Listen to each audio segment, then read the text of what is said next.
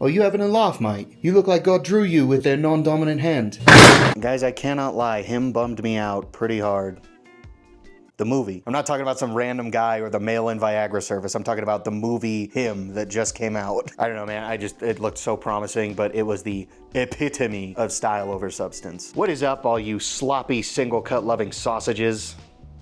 Den here. And I'm gonna need y'all to lawyer up because today we're gonna talk about our favorite problematic mega corporation, Gibson guitars. Specifically, I wanted to talk about the brand new 70s Les Paul Customs that they just released. Now, unfortunately, I'm not one of the content creators that got sent one, so this isn't gonna be a video where I'm simping and slobbering all over this new guitar. I wish it was. It looks fun. But alas, I have been far too honest in my videos revolving around Gibson, so I am almost positive they have no idea that I am a dirty American who will sell out all of my morals to push a product so long as it pays my bills. But before we get into this, I gotta address something. I can't keep making the same video about Gibson, guys. It's been fun, but we can't keep doing this. My wife is gonna find out eventually. I mean, it's literally the same song and dance every time. I always start off by letting you guys know I was indoctrinated by Big Les Paul at a very young age, and then I spend the next half hour yapping about all the shady and shitty things Gibson has done. Whether it's how their prices keep going up, yet their quality control remains subpar, or how their litigiousness is rivaled only by the president, or how they fired the owner of a brand they consumed, tried to lie about it, and then blacklisted a beloved YouTuber because he committed the war crime of,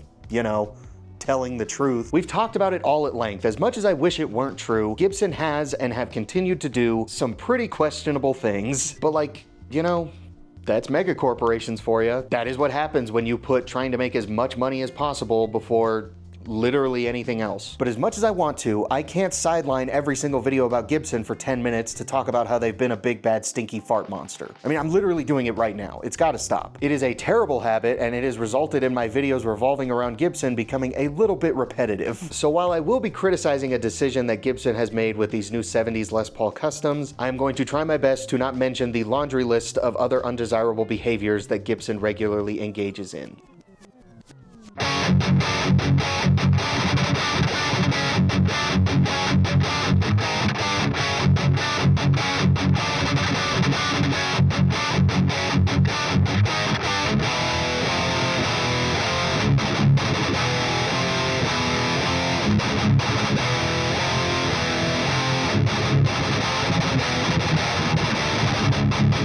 And there's really only one big problem I have with these new 70s Les Paul Customs, and I swear to God, it is Gibson rage baiting. Like, I can't think of any other logical explanation for it. But honestly, if you've been able to figure out just how on the spectrum I really am, it's probably not gonna be that hard to guess what my issue is with these new guitars. But before we get into that, let's actually talk about these new 70s Les Paul Customs for a second,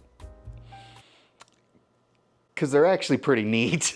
So if you aren't already aware, there is Gibson USA, and then there's the Gibson Custom Shop, and then there is the Gibson Les Paul Custom. Now, for a very long time, it was only the Gibson Custom Shop making the Gibson Les Paul Custom, but now Gibson USA is making a Gibson Les Paul Custom, on top of the Gibson Les Paul Custom that the Gibson Custom Shop is already making. I'm starting to think this naming convention is a little bit confusing. But yeah, these new 70s Les Paul Customs are being made by Gibson USA, not the Gibson Custom Shop. And the specs on these new 70s Customs are pretty quirky. They've got a solid mahogany body, a 3-piece maple cap, a maple neck with an ebony fretboard, a thinner 70s style neck profile with a volute, posi lock strap buttons, 70s style witch hat knobs, keystone button Grover tuners, thank God, and a brand new recreation of the 70s T-top pickups. And they retail for $4,000, which is not gonna say anything. However, the Gibson Custom Shop version of the Les Paul Custom currently retails for $5,800. So that is an $1,800 savings for a Les Paul Custom with arguably much better specs. And I'm not gonna, oh God. Jesus, my own hair's attacking me. Gibson bought off my hair. They're trying to smother what I'm trying to say. And I'm not gonna lie, that is quite the savings. You could take that extra money and buy an LTD EC1000 that's gonna smoke either version of this guitar. However, while that savings is insane, that's not exactly enough to convince me that $4,000 for a guitar is suddenly a good deal. I'm sorry, but the Gibson Custom Shop's extra ridiculous pricing isn't gonna suddenly justify Gibson USA's slightly less ridiculous pricing. I gotta stop. I promised I would stop.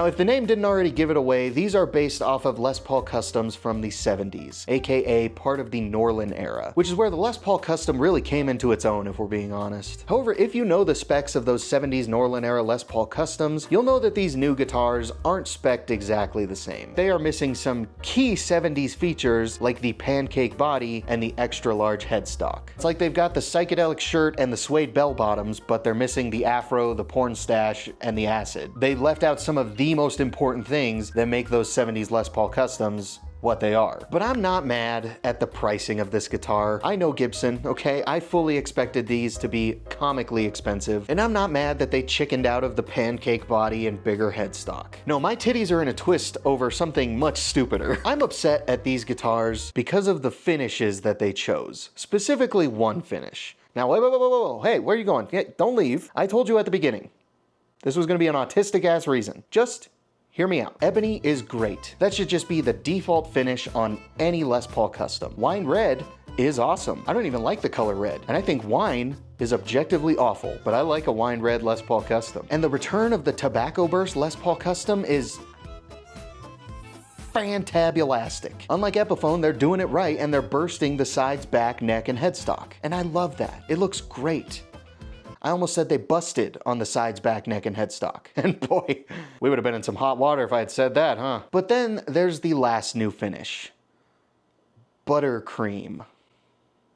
First of all, way to pick the worst way possible to say aged white. Jesus Christ. Shout out to the demented freaks in that focus group. Like, who named that finish? Guitar players or contestants in the Great British Bake Off? I would have taken slightly pissed snow over buttercream. Now, when you're just looking at this finish from head on, I can guarantee that you are saying, but then, my big bad boner daddy. We all know you're questionably obsessed with every genre of white Les Paul Custom, and we know aged white specifically does something fierce to your loins, so why are you not over the moon? I don't get it. And yeah, you would say that, you poor little homunculus, because just like Kash Patel, you jump to conclusions and assume shit before you've seen the whole picture. I wish this was a fully aged white Les Paul Custom, but guess what, numbnuts, it's not. It is another goddamn blackback Les Paul Custom that literally nobody asked for. So the top is that beautiful aged white, but the rest of the guitar is just an ebony Les Paul Custom. Like, genuinely, I want to know, who would prefer a blackback Les Paul Custom over just a fully aged white Les Paul Custom? I just want to talk to your parents about how hard they touched the soft spot on your head when you were a baby.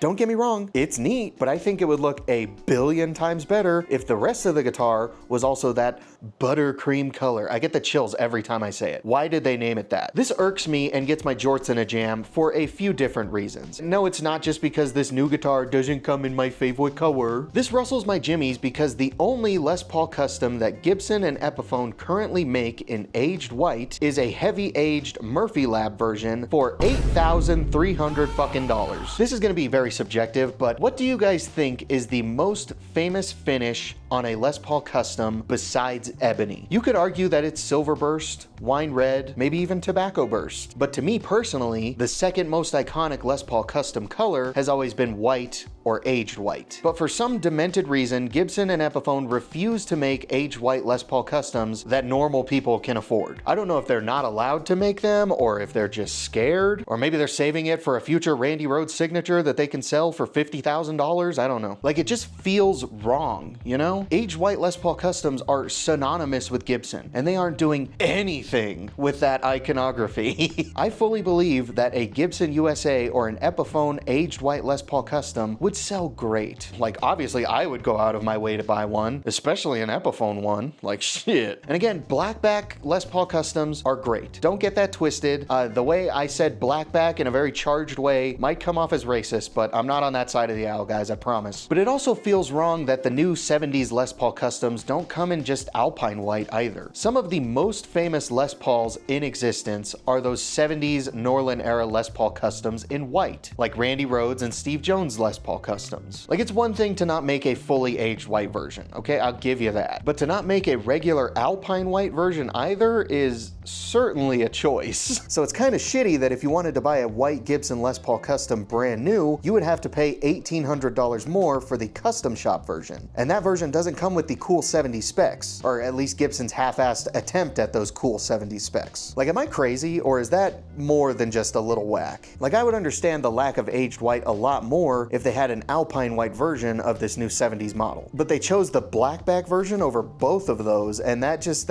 does not make sense to me. Like, am I missing something? Do blackbacks actually just sell better and I have no idea about that? Because I'm not gonna lie, I have never in my days seen anyone playing a blackback Les Paul Custom.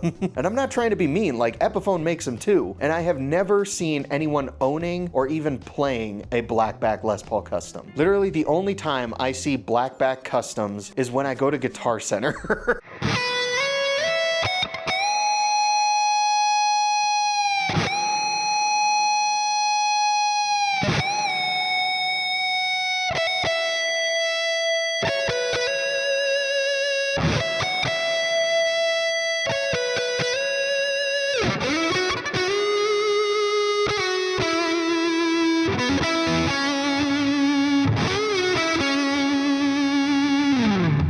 Honestly, I feel like the only reason they chose to do the blackback version is probably just because it's easier to finish those. Like, instead of having to paint the whole thing white, you just grab an ebony one that's already finished and just paint the top of it white, and then Bob's your uncle. Regardless of why, unfortunately, it still seems like your only options for getting an aged white Les Paul Custom are gonna be either spending a grip on a vintage Gibson Les Paul Custom, spending a grip on the Murphy Lab aged white Les Paul Custom that comes with silver hardware. You could save some money and buy a white Epiphone Les Paul Custom, and then you can leave it out in the sun and chain smoke by it for the next 20 years in the hopes that that thick ass plastic clear coat is going to yellow out over time. You could get a vintage made in Japan Les Paul Custom copy for like $1,400. A lot of the white ones have creamed out and yellowed out pretty hard. That sounds so wrong. Or you could get an LTD EC1000T CTM in vintage gold satin for around the same price. This is more of like a modern idea of a aged white Les Paul Custom, but dude, this thing rips so hard. This is easily the most bang for your buck option out of all of them. Or you could do what I did and get a white Epiphone Les Paul Custom and refinish it to a heavy aged yellow. Oh, you could also get a Firefly one now. Side note, did you guys know that I have a signature Firefly Les Paul Custom now, apparently? Look at that shit. Tell me that finish is not identical to this finish. Firefly, you can send my check in the mail. But anywho, regardless of all that, at the end of the day, I really just made this video because I'm bummed that a guitar I will never buy in the first place because it's too expensive, doesn't come in the exact color that I want. Hopefully one day, my prayers will be answered. I mean, with my luck, there's probably gonna be a Sweetwater exclusive fully aged white version that gets released at the exact moment I publish this video, so who knows?